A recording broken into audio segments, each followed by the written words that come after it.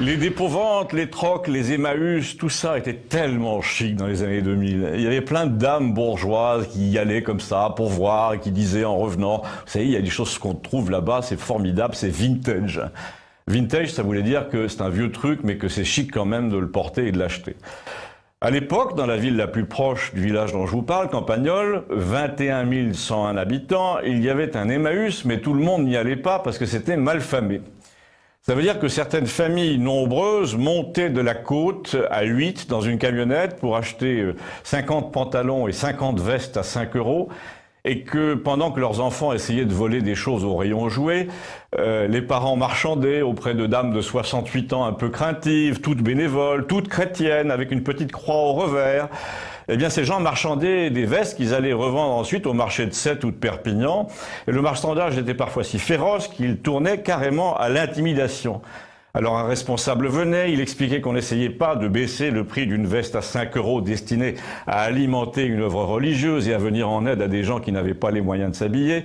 Et l'acheteur, entouré de femmes glapissantes, crachait pratiquement par terre pour maudire le vendeur, et il repartait dans sa camionnette avec ses fils et ses neveux en maudissant les gens. Du coup, les gens normaux, ceux qui n'avaient pas les moyens, ne venaient plus. Et d'ailleurs, l'entrepôt a été fermé presque 5 ans, c'est vous dire. Et puis, il y a 2 ans, il a rouvert avec des panneaux partout disant « La charité ne se marchande pas ». Et c'est curieux, mais on voit de moins en moins de camionnettes venues de Sète. En revanche, et c'est là que je veux en venir, on voit non plus tellement de bourgeoises qui disent « C'est génial » en se regardant dans la glace avec un petit boléro violet, vous savez. On voit surtout des mères seules avec des enfants de 6 ans qui achètent des cartables et des trousses avant la rentrée. On voit des bourgeoises quand même, mais c'est curieux, elles font pas le même cirque qu'avant. Elles achètent 2 chemisiers comme ça, sans rien dire, avec un petit sourire, les lèvres serrées. Parce que tout indique qu'elles ont quitté la bourgeoisie pour entrer au royaume des nouveaux pauvres. Ceux qui, une fois payés la redevance télé, le loyer, les mensualités de la voiture, n'ont plus rien pour s'habiller. Puis parallèlement, de nos jours, il y a un nouveau phénomène qui vient d'apparaître à l'arrière des marchés de légumes. Là, tout récemment, ce sont les gens qui luttent contre le gaspillage, figurez-vous, et qui vont en petits groupes joyeux et désinvoltes récupérer les choux et les poivrons abîmés.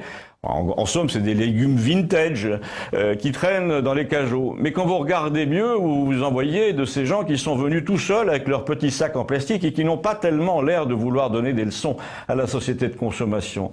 Ils ont plutôt l'air d'avoir faim et d'avoir honte. Comme personne n'en parle, moi je le fais ici juste pour préciser à tout hasard que ces gens-là ont gardé une carte d'électeur.